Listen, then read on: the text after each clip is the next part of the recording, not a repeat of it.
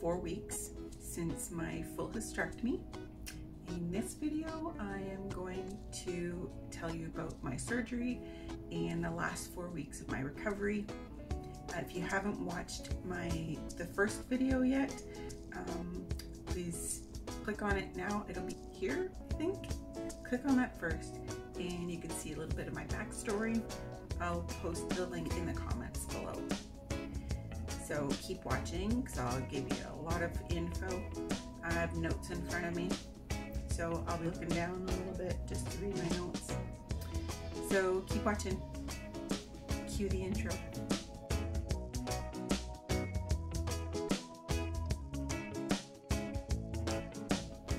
So like I said, it's been about 4 weeks. Well, in 2 days, it'll be 4 weeks since I had a full hysterectomy.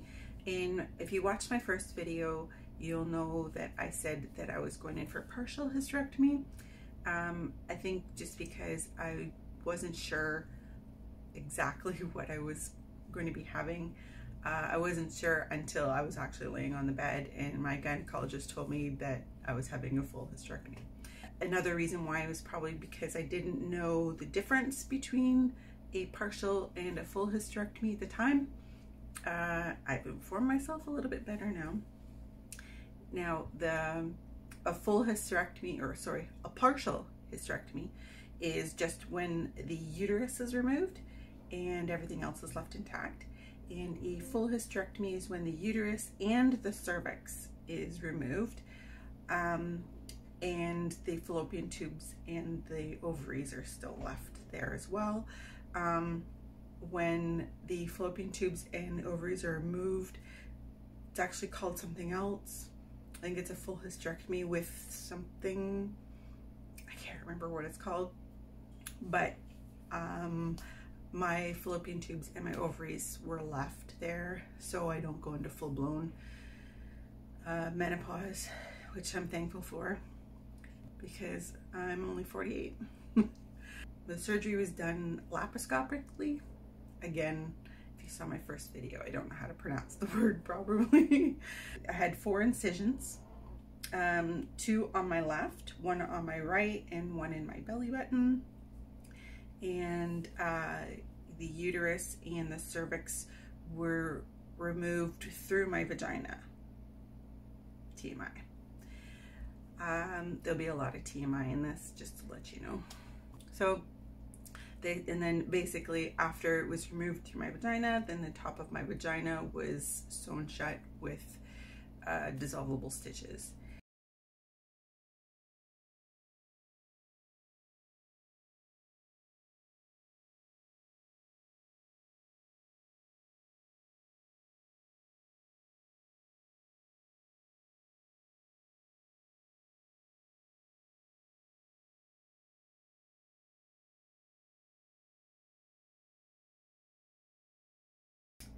So the day of my surgery, my husband dropped me off at the hospital just after 7 a.m. 7 a.m. And it was a pandemic, still is. So of course he couldn't come in. So he dropped me off. I went in by myself, had my big girl panties on. Going into the hospital was like going through airport security. It was pretty tight. So that was like, besides when I went in for my blood work about a few days before my surgery, like those were the 2 times that I've only been to the hospital since the pandemic. So I didn't realize like the screening that you have to go to actually get in. I got to registration. They gave me this gown, which was actually really cool.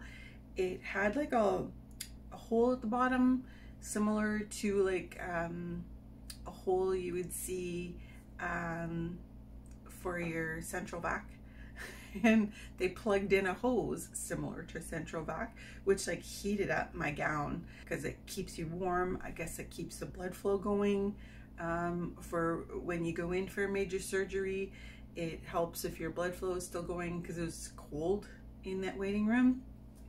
But when they brought me to the waiting room, it was just after 8 a.m.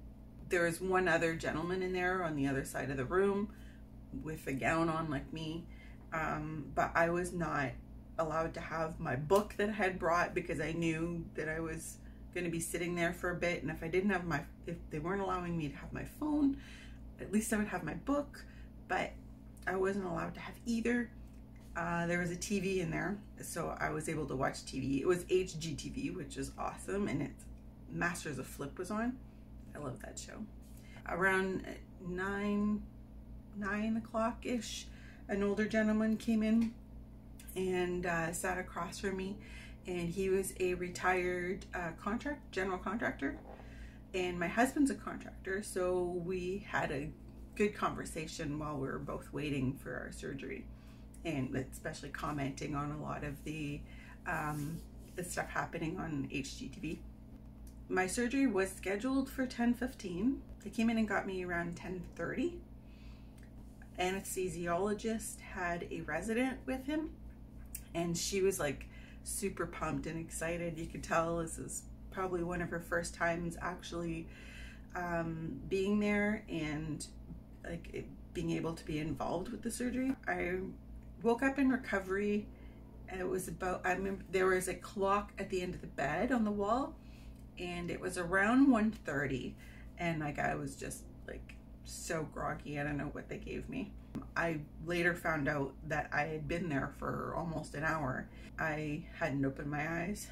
I ended up staying in recovery a bit longer because my oxygen levels were low. The anesthesiologist and her resident, or his resident, they gave me this tool that helped me take deeper breaths to get more oxygen in. They let me bring it home. Once my oxygen levels were high enough, the nurses brought me into the recovery, like the day surgery recovery area. So when I got to the recovery area, the nurses told me that I wouldn't be able to be discharged until I voided. And by voided, they mean pee, which I was like, okay, bring me some water. I made sure I drank lots of water, just so I knew that peeing wouldn't be an issue. So when I finally had to pee, they brought me to the washroom. I mean, I peed lots because I made sure that they bring me lots of water. The nurses called me a rock star because I peed so much, apparently.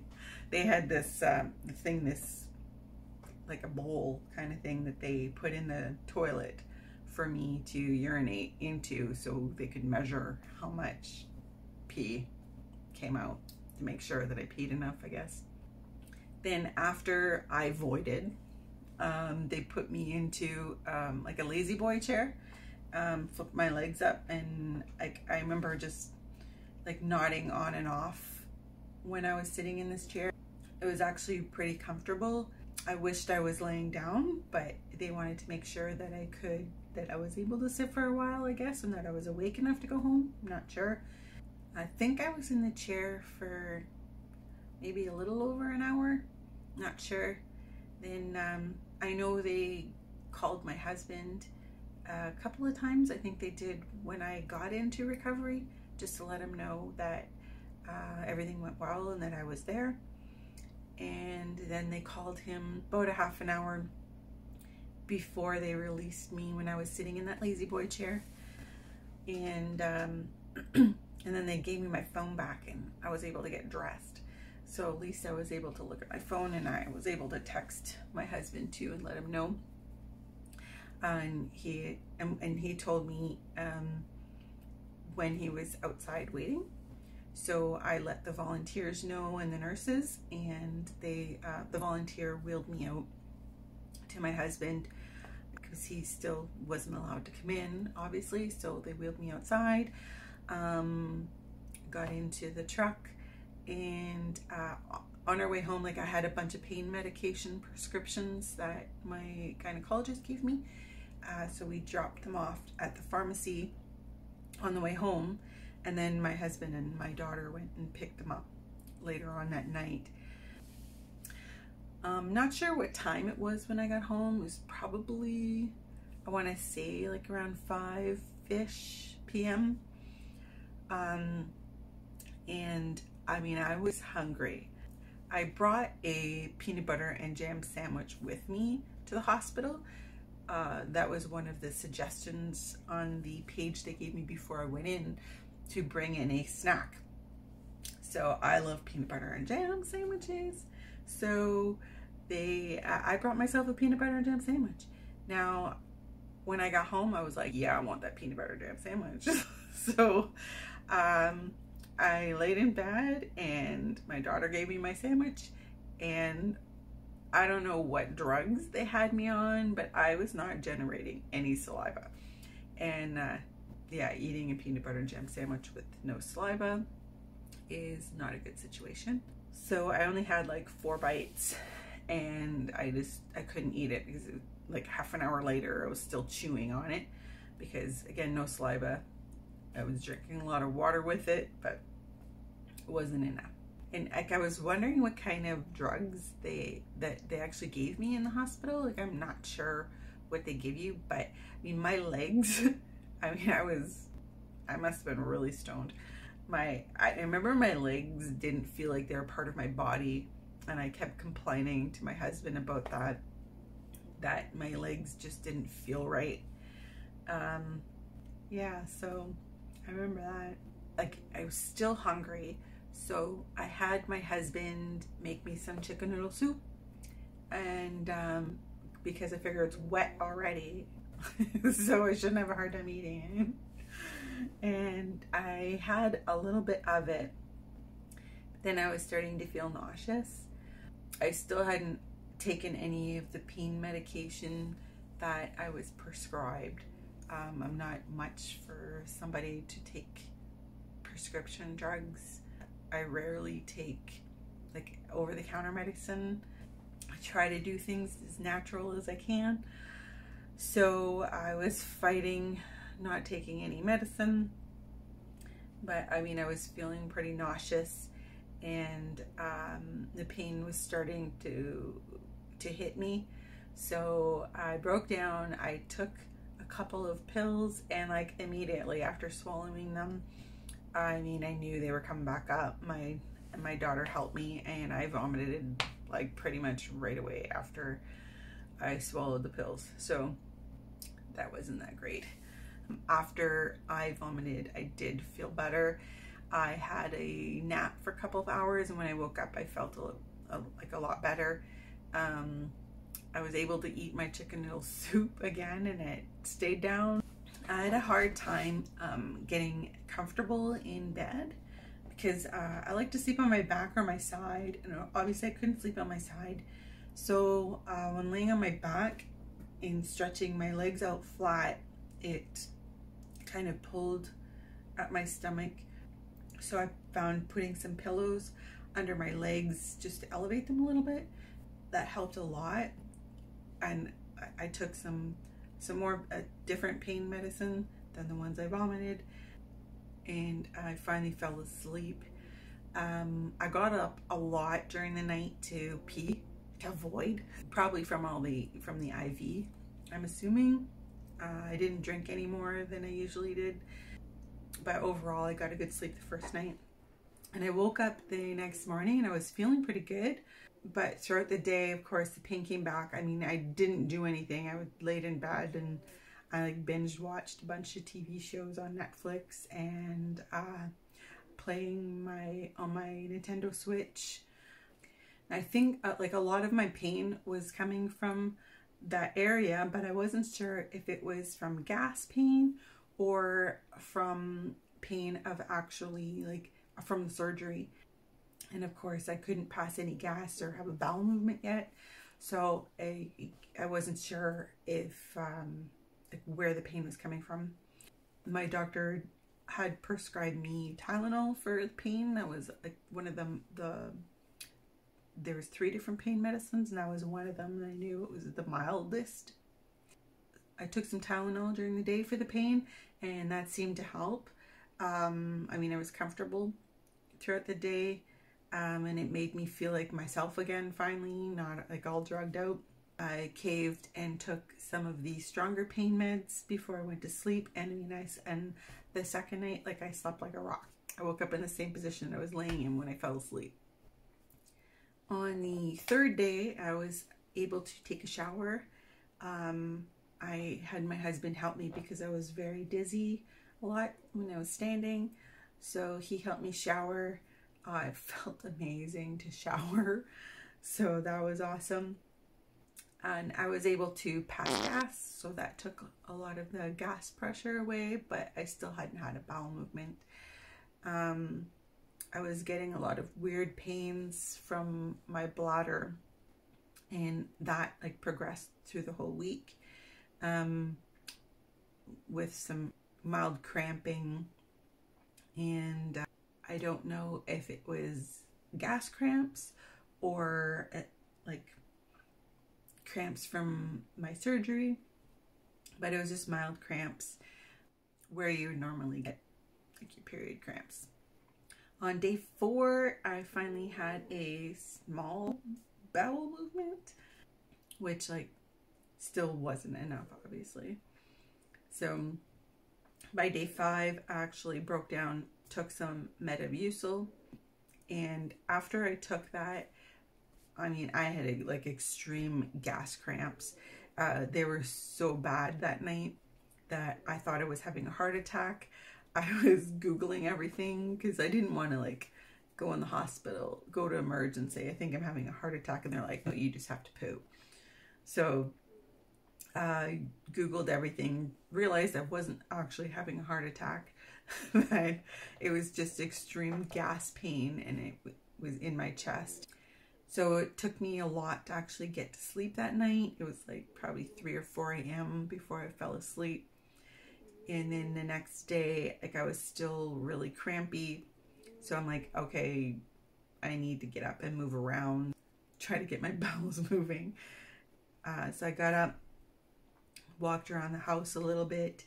I did the dishes, and I shouldn't have. And I went back to lay down. I asked my husband to get me some Gas-X and some Gaviscon. And he went to the pharmacy, got some Gas-X and Gaviscon for me, and I wish I would have asked for it like days earlier, because it was like night and day after I took those. And like, again, I don't normally take medicines, or I try to do things as naturally as I can. This time I actually was very thankful for Gas-X and Gaviscon. By day 7, I had major cramping in the area of where my uterus was. And I wasn't sure if it was my bladder.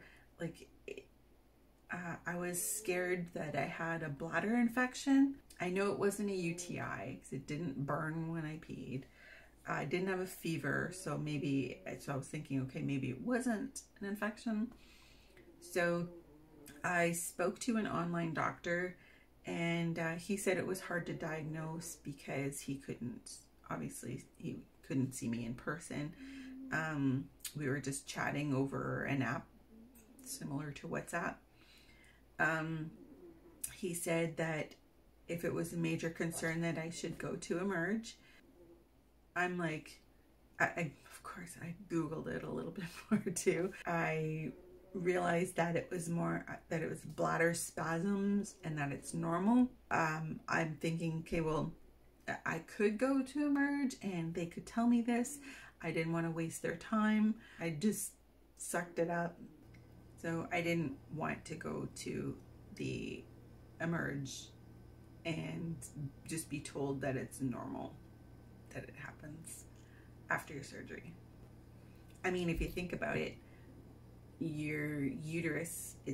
my uterus was gone, and my bladder had like nothing to rest against anymore. I don't know what the inside of my body actually looks like, but I think that the bladder is close to, well, obviously it is close to your uterus, but I'm assuming that you know, there's probably a lot of changes because the bladder has to move into a new position. I don't know. So by the second week, I had a lot of cramping on and off. My bowel movements were back to normal. Yes. I was still having those bladder spasms on and off too. And I was able to take off the tape that was covering my incisions so I could see what they look like. And they just look like little cuts. About halfway through the week, I noticed that where my incisions were, there was like a stitch in them, similar to like fishing line. It was clear and like it was sticking out. So I had my husband like cut it off a little bit, and I put a band-aid over it. It was still there, but it wasn't poking out as much.